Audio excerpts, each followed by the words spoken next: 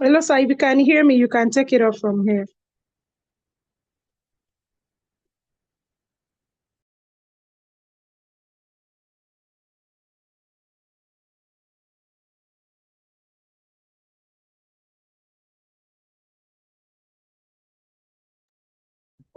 Hello, Mr. Tayo. Are you there?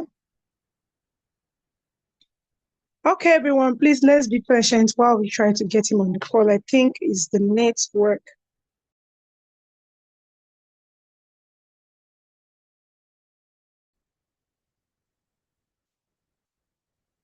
Can you see my screen, please? Yes, I can. You are not sharing your Okay, I want slides. to just a moment. Okay.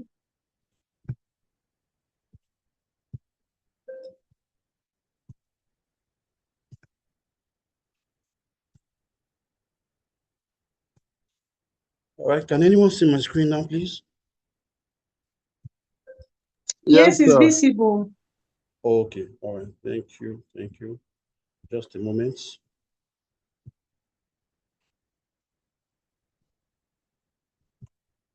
Okay, all right, I believe we can see my screen now. Okay, today, before we go into the topic itself, I want us to just talk about it, have an overview of what risk management is all about. And let me even ask this question. Have you ever planned to do something and something unexpected happened that affected that plan? You know, it could probably be you plan to travel or step out and it started raining heavily, or you plan to cook and halfway your gas finished, or probably you plan to submit your assignment and it is that period your laptop decided to pack up. You know, these are everyday things that we see, whether we like it or not. Every human being is a risk manager. We will manage risks in our everyday lives. The only thing we just do in this class or probably in project management is we transplant what we do in our daily lives into the project environment. That's just the difference. So I'm happy to actually conclude that we all take risks every day. Even as of today, I believe some people have crossed the road and you looked like they taught us, look left, right, you know, before you walk. And that is you spotting dangers of cars. That is you are identifying risks. And you wait until the road is clear to avoid getting it. That is a mitigation plan. You are mitigating that risk. You can see that in a way, this is what we do daily. Is it even driving in Lagos traffic, the craziness, traffic and all that? You leave early for an appointment so that you can get there on time, because you can decide that you cannot have appointment for 10 o'clock and you say you want to leave 9:30. Definitely you are planning to get there late. So these are things that we do in our everyday lives. Okay. uh so if we bring this to the project management, we can say that project management is not about preventing every problem. No, it is not. That is very impossible. It's about being prepared when problems come. When they come, you know that you are prepared yourself. Because the truth is, it will definitely happen. So a good project manager don't wait for the problem to happen. They think about it before it happens so that it doesn't affect the success of that project. That is just the baseline of what we are here to discuss today. Okay. I believe we're on the same page with that explanation. So the learning objectives are to tell a risk from an issue is a continuum. If you don't plan your risk, it will become an issue. Then we'll see both sides of the risk. Then we'll talk about the 6 steps process, then rates and respond to risks, then keep a risk register.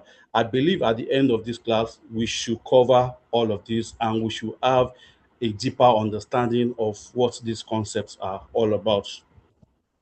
All right. What is a risk? Can someone help us with that, please? Even you can put it in the chat room. Can someone help us with this, please? What is a risk? Can someone define this? Anyone at all, please. I want it to be an interactive class.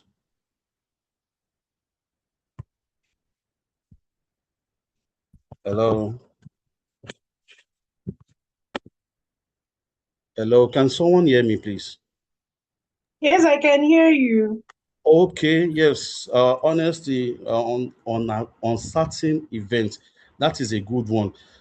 No responses are wrong. Everything you say is welcome. So please let's participate. I want to implore us to participate. Someone already said on certain events, which is spot on. Spot on. We can also say that a risk could actually lead to disruption. It could be, a disruption of what you plan to do.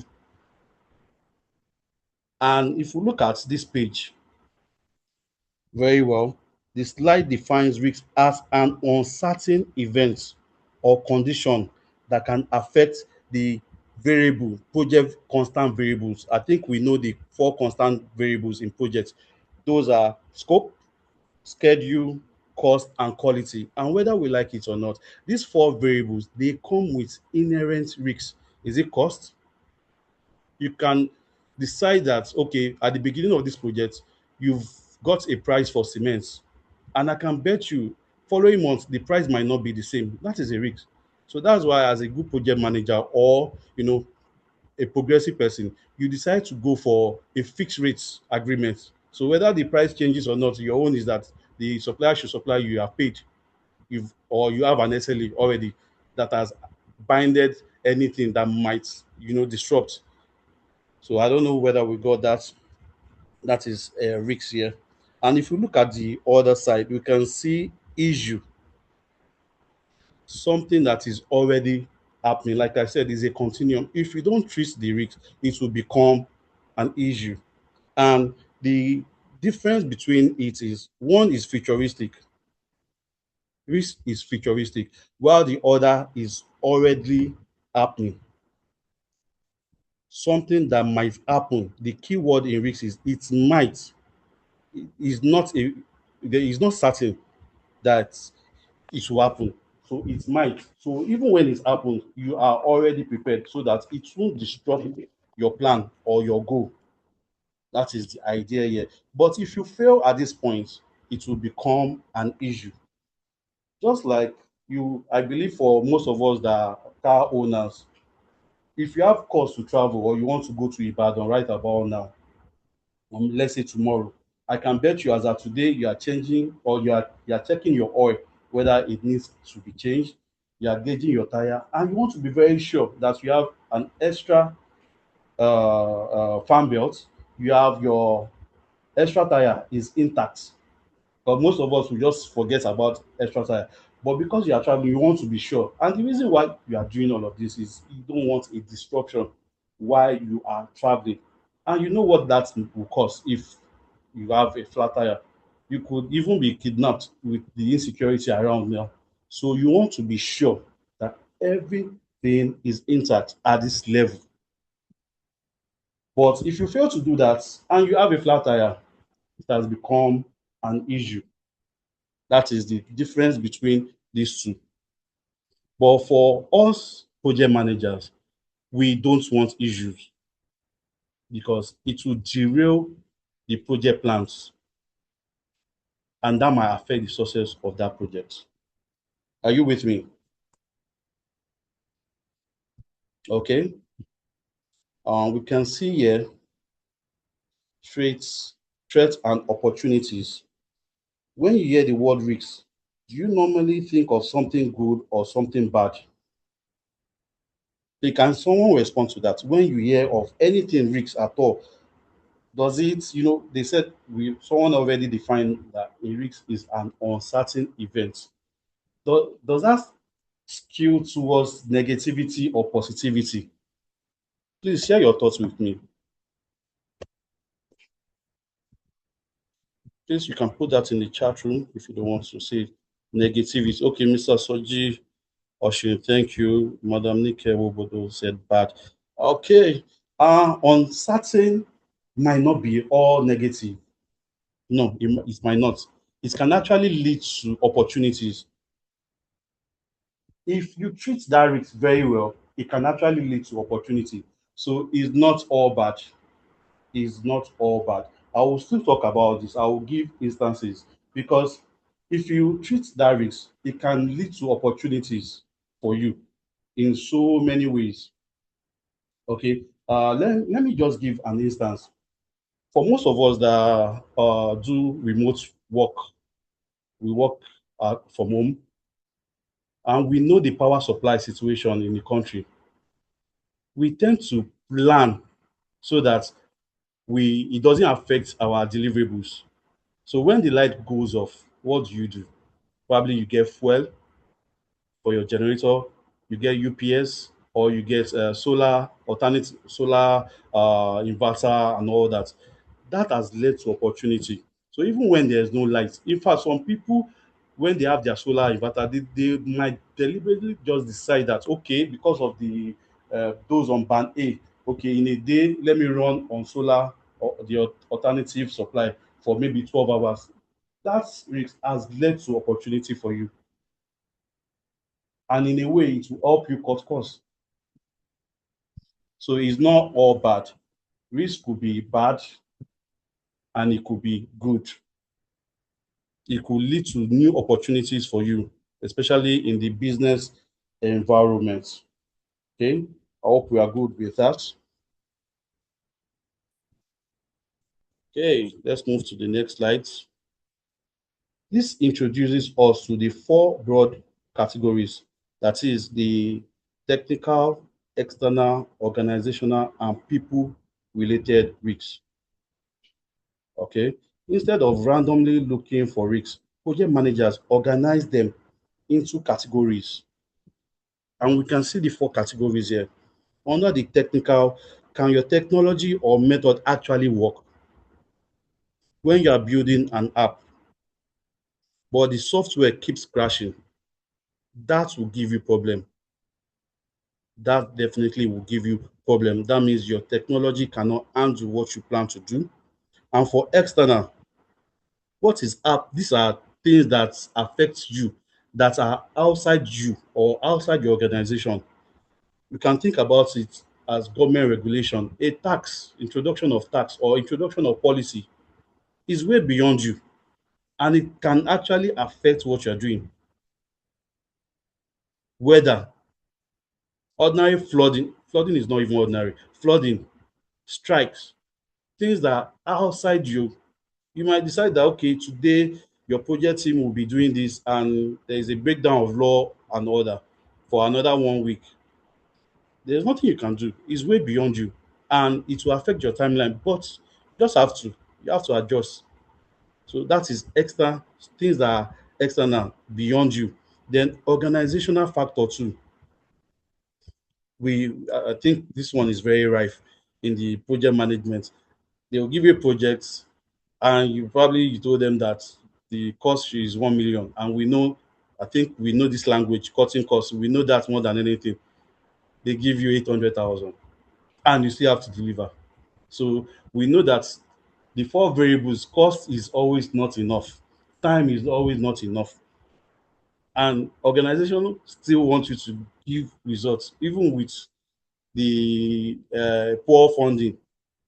Priorities, a new management can actually come, the project that you've been working your life on, a new management comes and tell you that this is not their priority, that they want to discontinue or throw it at the back seat.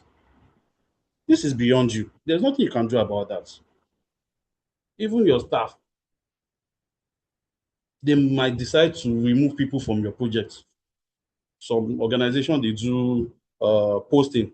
There's nothing you want to do about that. So let's talk about the last one, people, skills, availability. What if the main person, the main resource on your project decides to japa? What do you want to do?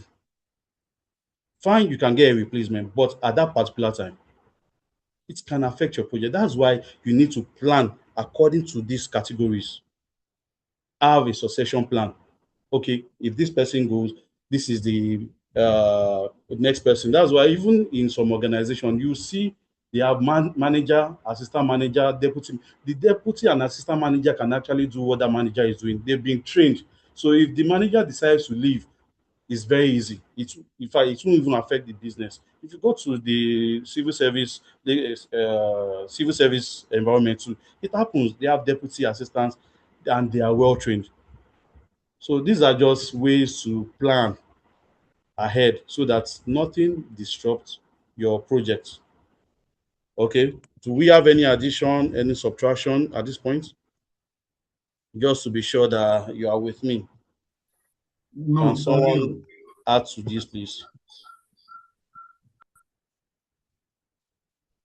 Hello. Yeah, let me add to it. Go ahead, please. What if the manager himself dies without having a successor for himself? Uh, okay. Can I react to Like that? the brain behind the whole thing dies. Yes. Can I react to that, please? Okay. For every project, there's always not just one project manager.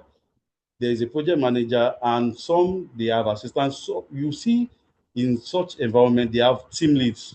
The team lead can actually do what that project manager is doing too.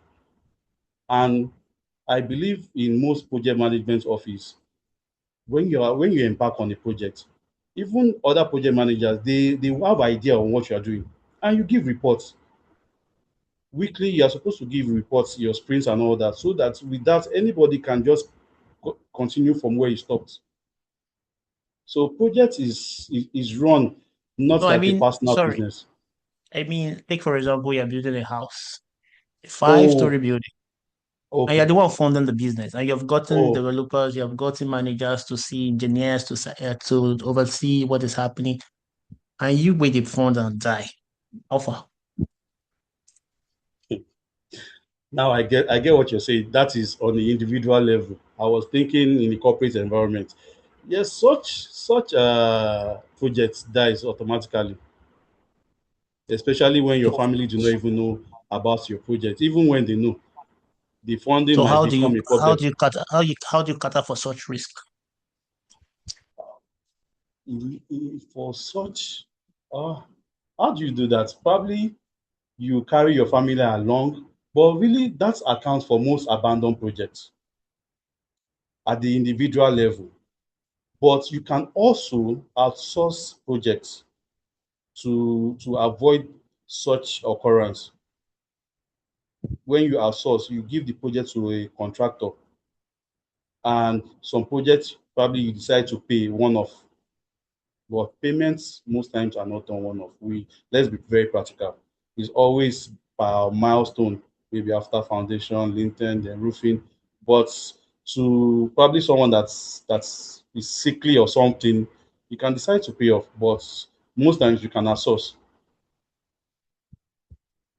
But this is at the individual level.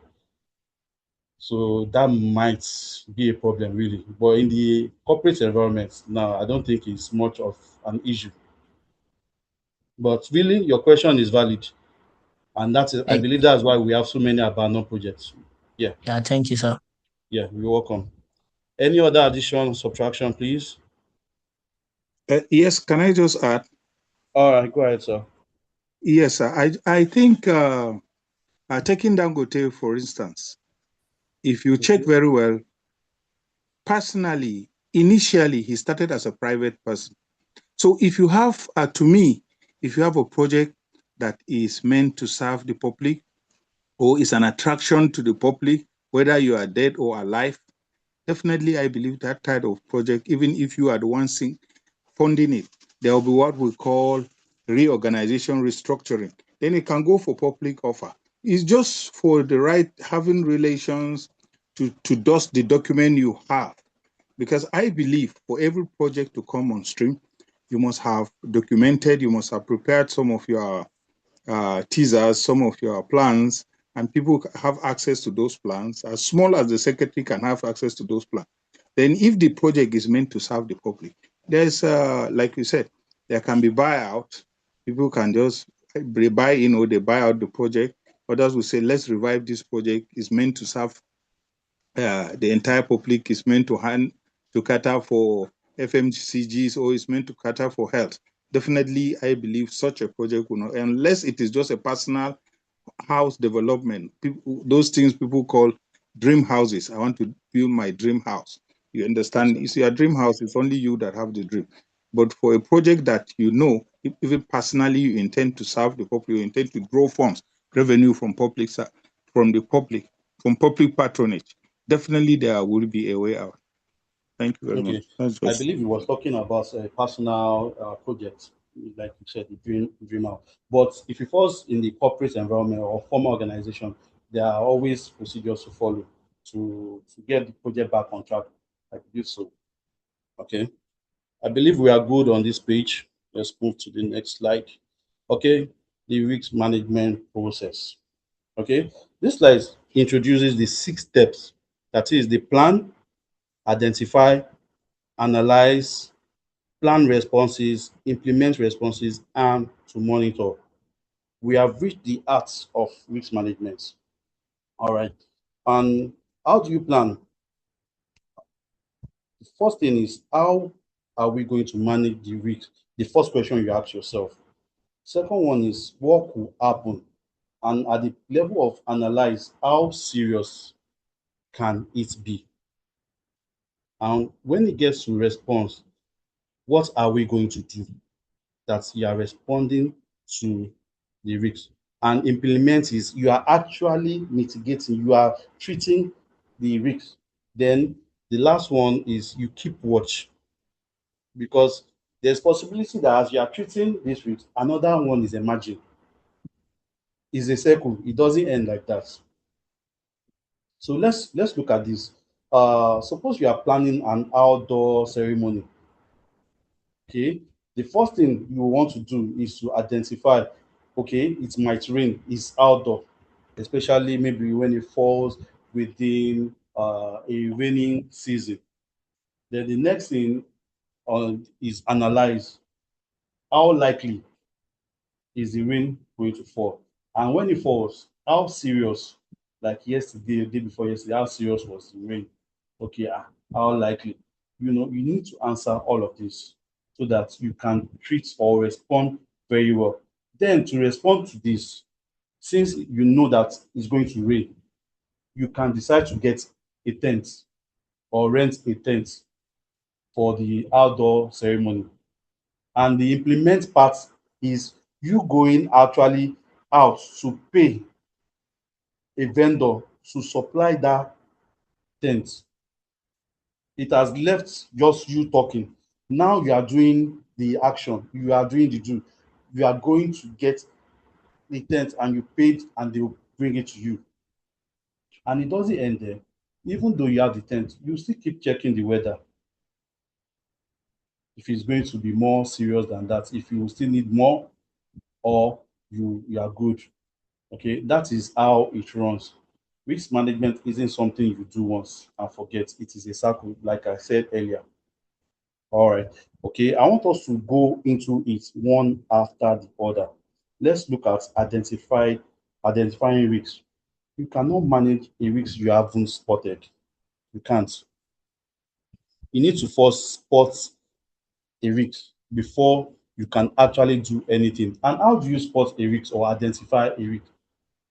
You want to start a project, you can call your team and you sit down, you brainstorm. What you are doing at that point is you are envisaging. It has not happened, but what are the possible things that can hamper this project? Okay, let's say you want to implement an ISO standard for a bank, and you call your project team, your resources, you start together with even with the subject, the expert. Okay, what could go wrong? You start to think about this ISO implementation. Yes, fine, it is an addition, but these people you are going to deal with, they have their everyday duty. So there might be clash of availability of the bank staff to you because they have what they are doing already. So that is a risk, availability of. Two, resistance to change.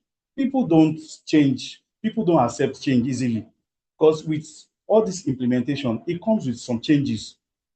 So there might be resistance. Even software, when you deploy software for some organization, they will still see some people going back to use what they've been using, except the management discontinue the previous one. People are comfortable with what they are used to. So you can sit down and start to envisage every possible risk that could affect you, even to the level of the buy-in of the executive. Because for any project at that level, you need the executive to buy in so that they can enforce their staff to be available when needed and sign NDA so that document can be exchanged. So all of these things, you need to put it into perspective. At that point, what you are doing is you are identifying risks. Because if you don't, all of this can actually disturb and affect your project, and it will become a problem. Also, beyond the brainstorming, you can also check from similar projects what they've done in the past. Probably they've implemented some ISO before. You can just go and check lessons learned and things. Just even for contractors, they document. I don't think there's project management office that do not document. In fact, documentation is the art of project management. So you can easily pick from stuff like that. Also, interviews with experts. There's no way you talk to someone that has been implementing for years and you ask what are the possible risks when you want to implement. The person can give you 1001 risks off by heart without even thinking twice. So at that point, you are identifying the risks that could affect your project. And you can see the example that is beside here, building a new mobile banking app. You can see things that could go wrong, server downtime, scope creep, key developer leaves, and the last one here.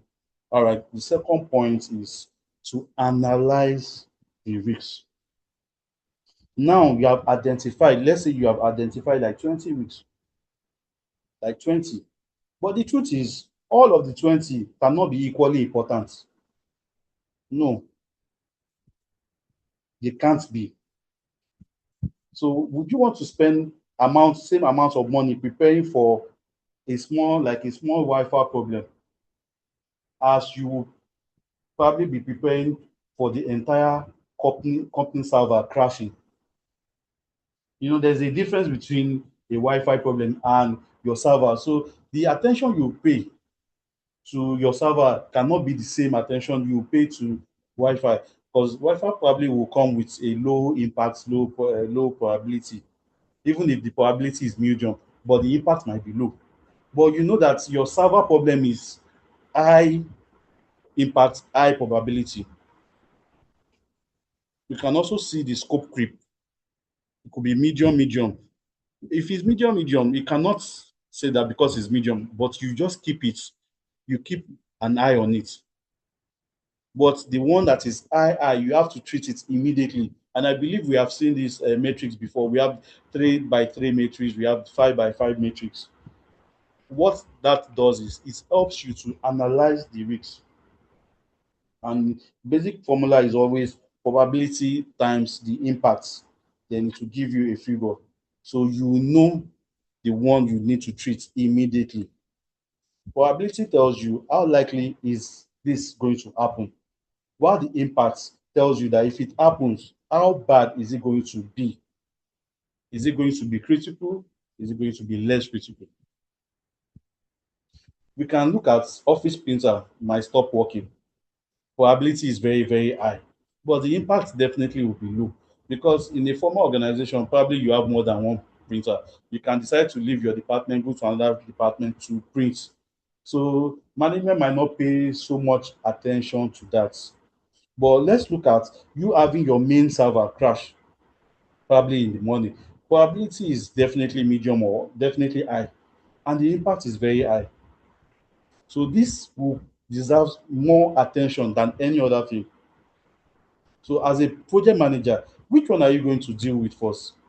It's very simple. So you go for the one that has a top priority, high probability, high impact, that you have to treat immediately. Or if you leave it for a while, it will snowball and become a big problem that will affect your productivity, affect your project health in the overall. Okay. Is there any contribution to this subtraction, addition? I want to hear from you, please.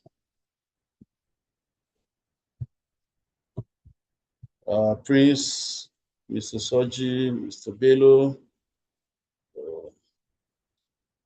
Please, I want to be sure I'm not alone, please.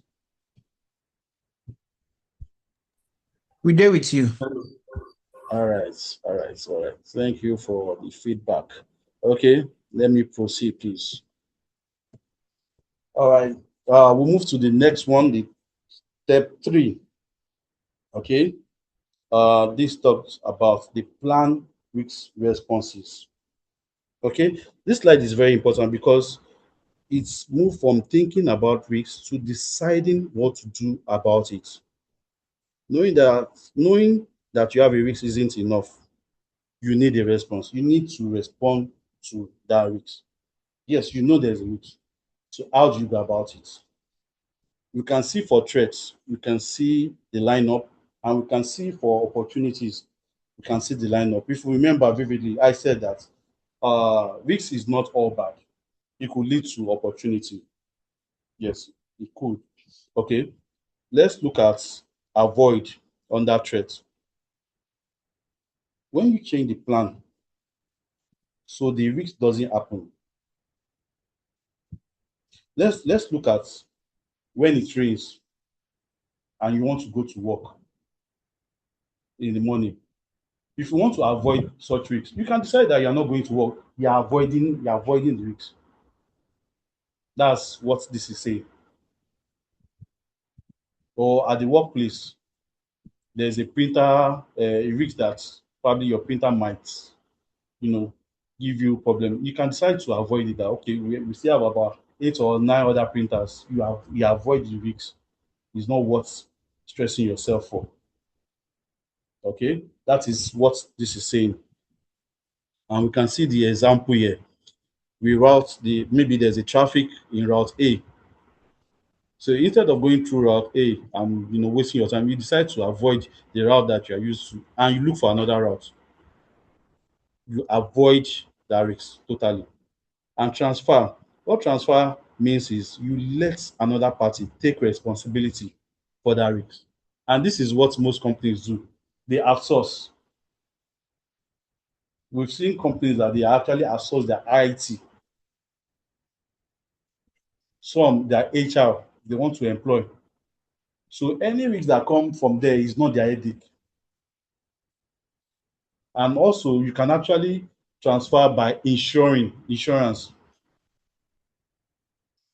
Okay, for like fire that you're afraid that your building might get burnt, you can decide to insure. So if anything happens, you have transferred that risk to the insurance company and you get paid if anything happens. Flood, fire, any disruption at all. You have transferred that risk and also mitigate. At this point, you are going head on to treat or to tackle that risk. Like the server that that issue or there's a downtime, you decide to call your engineers or your IT experts to come in and look at it and to resolve the issue. That is, you are mitigating.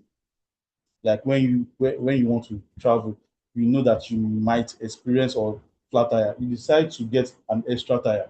Decide to making sure that it's well gauged. You are mitigating. And to accept is okay. Yeah, the risk. Yeah, we know it's there, but and this applies to risks with low impact. Yeah, we know, but it's fine. It's fine by us. Let's look at the example here. 1 day delay from a minor holiday closure. Yeah, it doesn't affect it won't affect our productivity. You might also decide that, okay, maybe your security company, after their risk assessment, they inform the organization we need for security, and you're like, what do you need that much? Pay for two. You accept the risk that okay, instead of the four, two can do it. You are accepting it that okay, when it comes, no wahala, it has low impact. But this applies to risks with low impact actually. Okay. So Let's look at this so we can keep it. Avoid means change it. When you see this concept, just know that there is a simple way to remember. Avoid which means you are changing it. You are totally changing. Instead of going towards A, you are going towards B. Transfer, you are sharing or you are giving it out. And mitigate, you are reducing, you are treating it. Accept, you live with it. Okay, so this will help us to remember. While for the opportunities, what if uncertainty could actually help us? This is what this is saying, that these opportunities could actually lead to improvements, making sure opportunity happens. Example is when you put your best engineer on a promising new technology, it will actually, probably the project is meant to, the timeline of the project is 8 weeks. And we know most times the timeline is always never enough. And most of the time, we in project management, we outrun the timeline. We go beyond the timeline. So when you put like the best engineer on it, instead of that 12 weeks, the person could actually round up in 6, 7 weeks. That's an opportunity. You are saving costs. The engineer has helped you to save costs of about 5 weeks or 4 weeks. That's an opportunity for the organization. If you look at it, okay.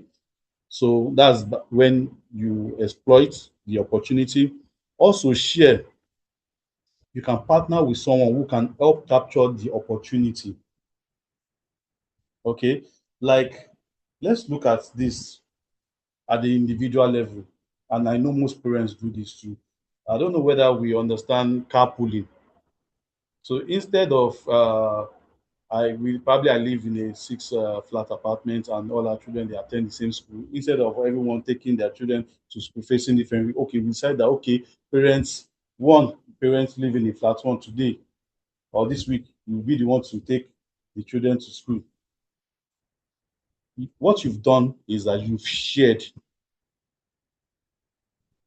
you are sharing with someone. So instead of the six cars going out facing different routes, one person, and that's what that means here. And also to enhance, run a pilot to boost the odds when the new tool works well. Okay, this increase productivity and it helps us to benefit very well.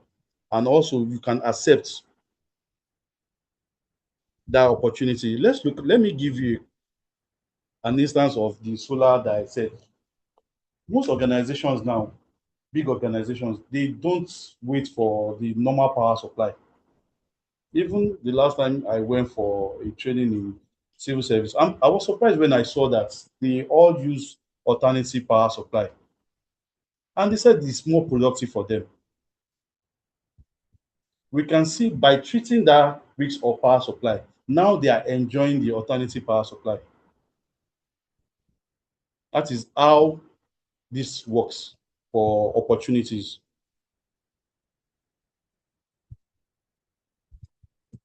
Okay. Uh, this still the same thing. So more real world risk example. We can see this. Every industry has its own risks. Every industry. Risk management isn't only for IT projects. No. In construction, you can talk about cement delivery, cement prices, iron, and all that. The rates you meet this month might not be the same next month. Even when you go to event planning, you can actually go to an event center today and discuss with them. As long as you are not paying, don't be surprised when next you go there, you might not meet that venue. You might not meet that particular date that you are interested in. Okay. And they can actually also cancel and do a refund. So in every field, marketing too, probably you've engaged an influencer and along the line, the influencer probably came back to you and asked you that he wants to back out. Retail, there's risks everywhere. All industry have their own peculiar risks. They all face uncertainty. In fact, As long as human exists, we face uncertainty. So different industry, same risk management thinking. And what risk management simply means is that you are managing, you are thinking of a way to preempt something that could disrupt you from achieving your goal. Okay. So project management principle travel across industries. That is what this slide is saying. All right. Act, then keep watching. We have identified, analyzed, and chosen the response. So have we finished? No, we have not. Because as you are solving some risks, some are emerging. This is where many inexperienced project managers make mistakes. When you implement, actually, you carry out the response, all right, but it doesn't end there.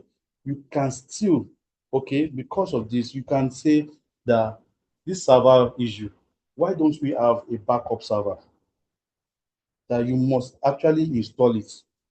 So if the first one start acting up, you can easily switch to the backup.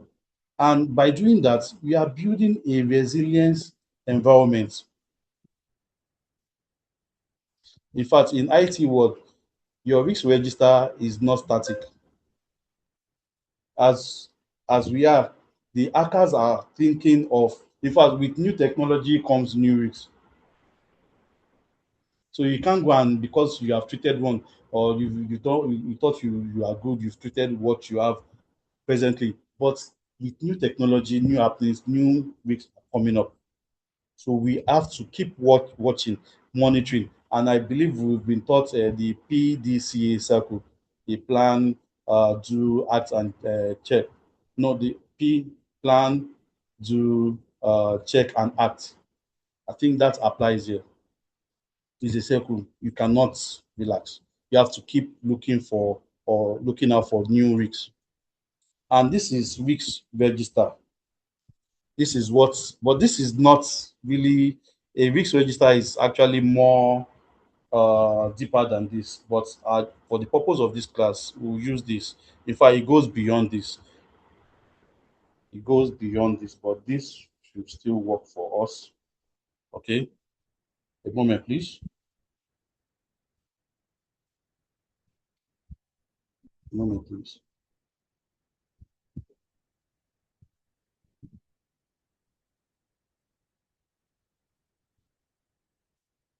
Just a moment, please. I'm trying to change something.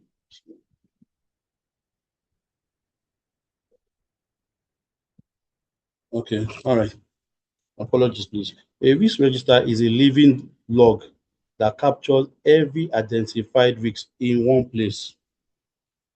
Okay, we have identified risks, we have discussed probability, impact, and risk responses.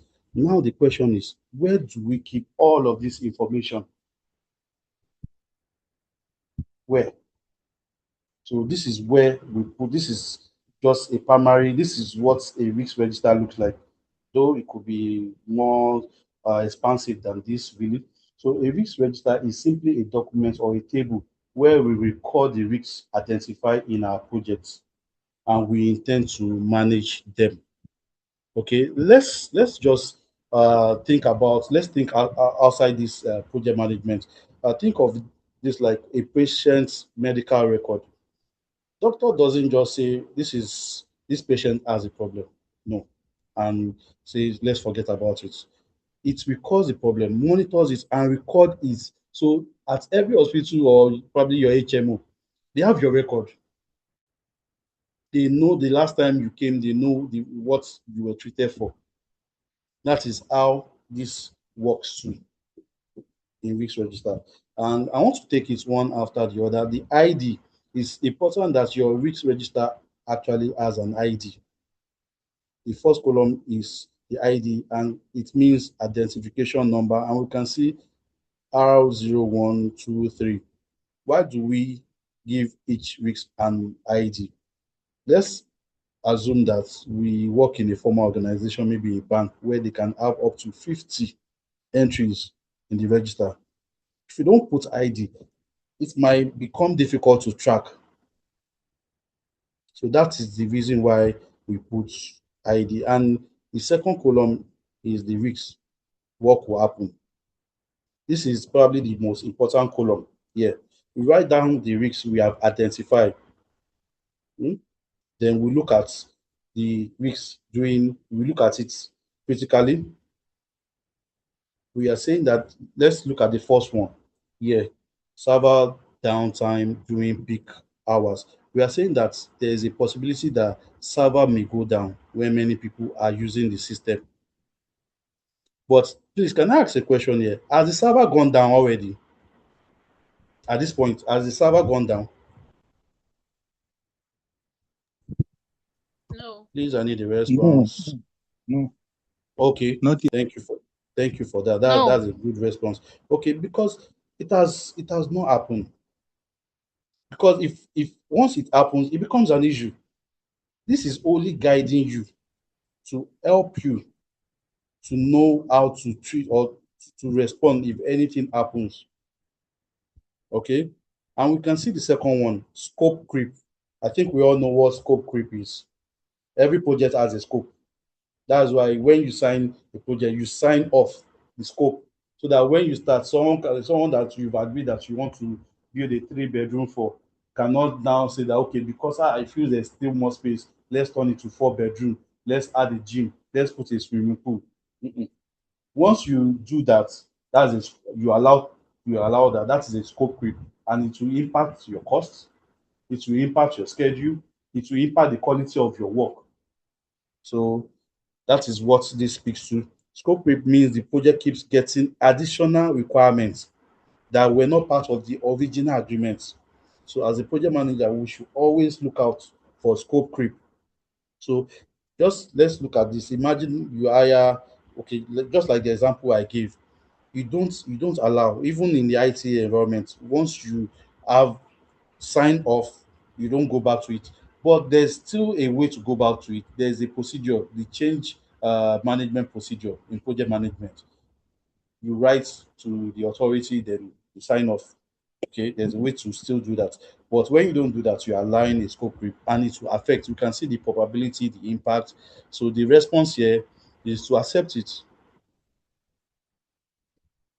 probably because there's contingency. So you can still allow that. But you can see the first one, server downtime, you have to mitigate because when there's a downtime, you cannot do anything. It's high, the impact is high. So you just have to resolve it ASAP. A bank cannot afford to have a downtime. It will affect so many things. But let's look at the office Wi-Fi hiccup. You can see that the probability is low, the impact is low. That's why you can see that the response is you accept it. It's not a big deal. It's not a big deal. And every risk must have owner. There's what we call risk owner. Because if there's no risk owner, there's nobody to take responsibility of making sure that risk is resolved. So the risk owner will be the first one goes to the IT lead. Definitely that will be the head of IT department. The person must see that this risk is resolved, or that is if it eventually happens. If it happens, but it's a risk register and like that. So this helps us to know where to go to if anything happens. Okay, putting everything together. When you launch a mobile banking app in 3 months, okay, I decided to do this so that this will give us a clear picture. We can see, identify with, we discussed that the server downtime during peak hours is probably a possible risk, and so many other risks that probably you might have captured. Then analyze. We are just taking this particular one. It's rated high probability and it has high impact. That means this is going to land on top right on the matrix. That is a big deal. So you have to respond to that. How do you respond to this? The team chooses to mitigate, add a backup server, and load balancing. And we know the reason why you are doing a backup server. So that if the first one happens, you can easily switch to the backup server so that there will be continuity in your business processes. There won't be any form of disruption. We can imagine if most of these banks or big organizations don't have backup plan. Some of us want to do transfer, we might end up waiting hours, but because they are put in place all of this measure, and we can see the last one, monitor. Even though you have responded, you don't stop at that. Weekly check in to confirm the backup server is live before peak season. Everything is just making sure that there's continuity, that you are resilient. Nothing will affect your project. That is the baseline. Okay. Also, let's look at another case study, a wedding on a budget. Okay. A couple flags outdoor venue. So automatically, what could scatter an outdoor venue is when it rains, and it rains heavily. And you analyze, you rated it medium probability, but it has high impact. So you decide that this worth planning around, as in you need to mitigate that, or you need to find a way around it. Then you choose to book a tent, just like I gave earlier, as a backup, and add a rain date clause. Okay. And to monitor, you check in, track forecast. You can easily, you can check your, in fact, from the comfort of your phone, you can know the weather for the next 2 weeks. Yes. So that is for this. And I want to also walk us through the scenario. Just a moment, please. Do we have any question at this point? Any subtraction, any addition?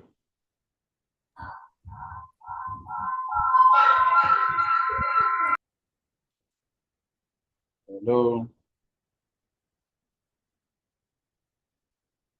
Hello? Hello? Before we call it a day, I want to walk us through another real life example. Okay. Let's imagine that you are managing the construction of a house. I want us to actually discuss this together on this call. What risk could you face? Please, can you put it in the chat room so that this will show that we actually understood all we have been saying all day? Question, sir. Uh, let's imagine that we are constructing a house, a three-bedroom duplex. What are the possible risks that could affect? You can put it in the chat room.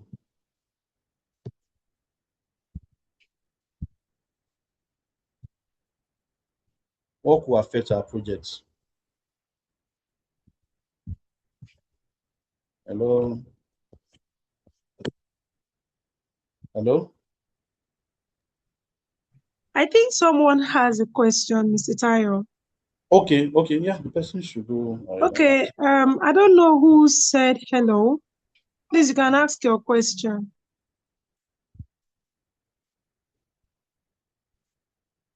Okay, let me switch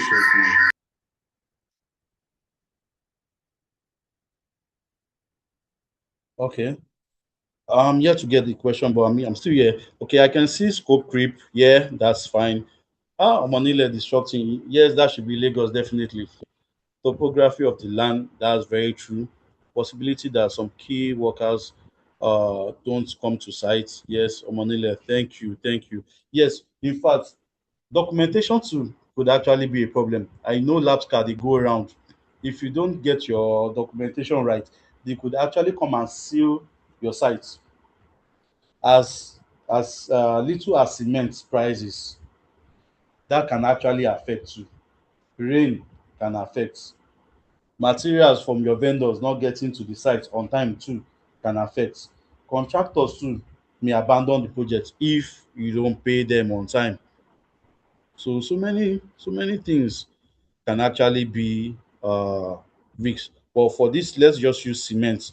Cement price may increase, and this is very tenable. This is something that we know that is obtainable in Nigeria today, and the probability here is medium, but the impact is high because probably you've calculated that you need 1,000 cement for the project times the amount of the cement, the price of the cement in January as a March when the money was released to you.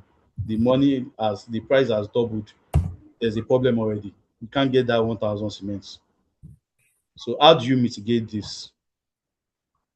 That's why you can purchase some critical materials early or negotiate with your supplier or your vendor a fixed price supply contract.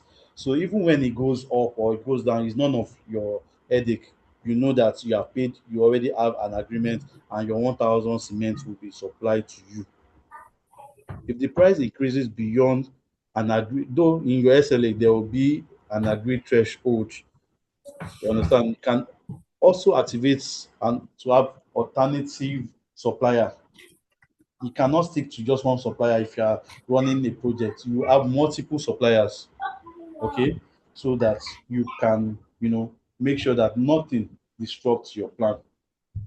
That is how risk management work. All right. I think we are good. Do you have any other question? Okay, yes. Good Waiting for the afternoon, person sir. that want Can to ask a I ask question. my question? Go ahead, sir. And sir, based on the scenario aspects about the launch of the mobile banking, can you Okay. explain the step, the identity, analyze, respond, and monitor? So if you are responding, use IT and construction aspect to explain Okay. the Uh, aspect. Yes. okay. For the banking app, For the and banking mobile app, yes. okay, mobile banking app. Yes, you want to get a mobile banking app. So at the beginning of the project, you and your team will probably meet and sit and think about what could go wrong internally and externally while getting the mobile banking app. Okay. So besides the server that I used here, you can actually have competence. That could actually be a risk too, because when you don't have competent hands that can drive the app, it will become a problem. It might drag. Okay, then let's take that after you've identified that as a risk. So at the point of analyze, so what is the probability of that competence affecting? Okay, you can say it's medium, but the impact is definitely high because if someone cannot drive this app, the competence lacks, it will definitely affect the delivery.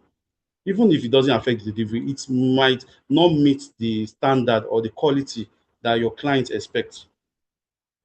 When you put, let me get this word. I don't want to use quack, but I'm trying to get this word. But it's not quack, but the standard is not up there.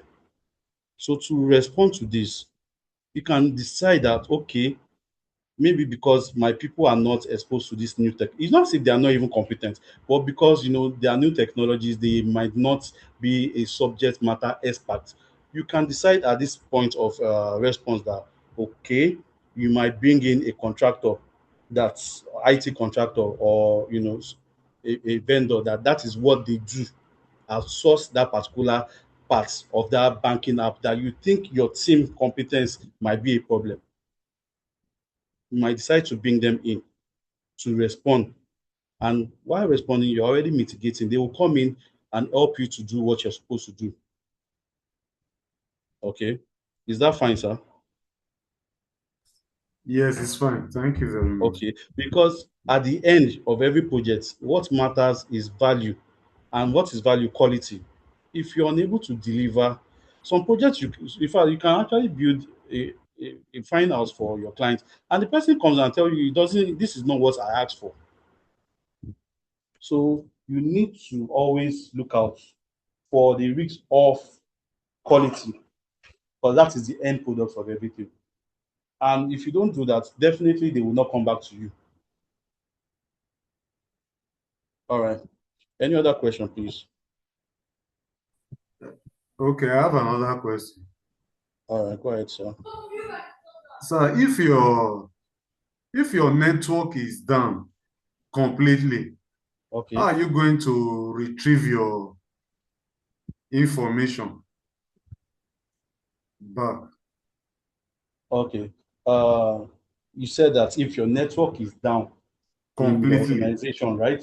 Yes, in an Okay, so organization. that is the reason why we are talking about risk management. I believe any upright organization would have planned that, okay, for network to be down, there should be an alternative. There's an ISO standard called the BCMS, Business Continuity Management System, where the baseline is you having a backup plan so that nothing disrupts your business process. So any organization that allows their network to fail without having a backup, in fact, in IT, you can actually outsource. You can, subscribe for a cloud services. So that speaks of I don't know, the organization probably did not plan for disruption very well, because whether we like it or not, it is imminent to have network issue.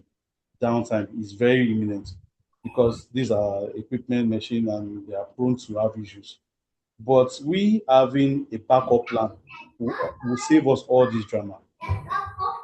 So as a risk manager, you go back to your organization, look at what you have, and identify, analyze, and speak to your management. There's a need for us to have this, because at the end of the day, it speaks to your reputation, it speaks to your organization. As a customer, I don't want to know what they do, but I just want to transfer and make sure. But when you hear that this bank today has issue, next week they have issue, you don't want to bank with them. It shows that they are not resilient. Okay, I don't know if I've answered your question, sir. You have answered my question, sir. Okay, you're welcome, sir. These are the takeaway. A risk is uncertain, hasn't happened yet. Once it has happened, it's an issue. Threats hurt the project while opportunities orbit. Okay, I will share this slide with the coordinator so that you can have it. Okay, do we still have any question, any addition, any subtraction at all? So that we call it a quit or we call it a day.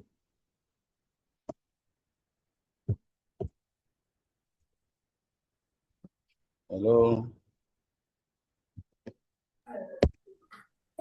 Okay. Thank Madam Kingsley, Madam Mercy, I think I'm okay. done. Thank Thank you you, so much, everyone. Thank you Mr. for your time. I Tayo. Thank appreciate you. you. Please let's appreciate our last trainer for today. Thank you. Thank you so much. And please let's hear your feedback on today's class. From the first to the last, let's hear your feedback. So as usual, there is no new announcement. Just note that we are gradually coming to the end of this program. And like I earlier said in the WhatsApp group, if you are yet to do your assessment, or if your name is on that list, just and then you have not yet sent your screenshots, please, we need your screenshots. We gave up till 14th, which was yesterday, 14th of August, which was yesterday. Some persons have been sending their screenshots. Some have not yet sent. And I know that some persons are still waiting so that when we post the names of people that will graduate, they will come to us that, why is my name not here? So I want to believe that none of us will be like that, please. This time around, none of us will be like that. So to avoid all of that, just as we have talked about risk management, let's apply it. Let's apply risk management to our assessment. All right, let's prevent whatsoever that is capable of making us not to graduate. All right, so do your assessment, and that's for those who did the assessment after maybe 2 weeks after the link was posted. Please send us your screenshot. I'm still emphasizing, send us your screenshot so we can take your records down. That being said, I believe all of us will adhere to the instruction. That's to those concerned. Madam, I have assessed all my assessment, but my name popped up. Daniel. Okay, you have to send me a WhatsApp DM on Monday. Okay. Monday. So that okay. Yes. Yes. All right. Okay, ma. I will also send you a WhatsApp message. Hold on, please. Okay. Hello, madam. Please, let's take it one after the other. Okay. Next person, please. Okay.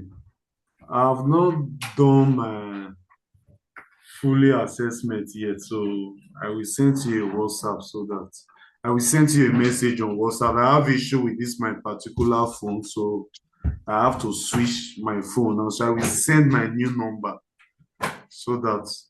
Okay, you will chat me with the new number. Is that what you mean? Yes, I will send you a message with my new number. New number. So that you can add me. Okay. Have you done your assessment? No. No, today assessment. I have done today assessment. Okay, you are up to date. Is that what you mean? Is it not the attendance? Not attendance. I said assessment.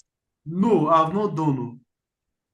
You've not done any of your assessments? No, apart from attendance. But we have been posting the links on the group.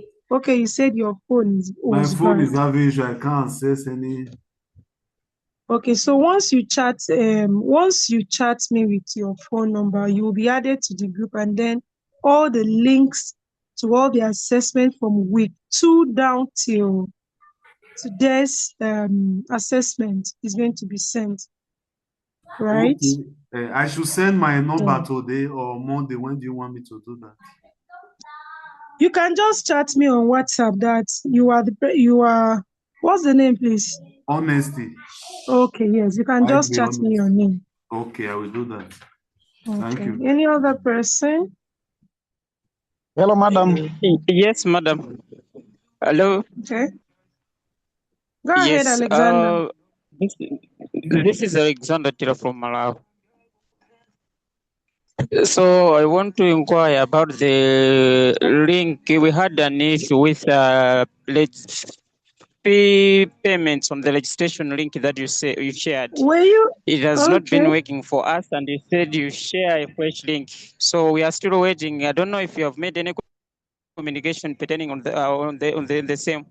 Sure thing. Okay. I don't know if you were on the call earlier when my manager spoke about the link for your payments. Were you on the call? No. I think I did not get the message. If it was communicated, but I did not get the message. I missed that part. Okay. So, come next week by God's grace, the link should be ready, so you'll be able to make your payments.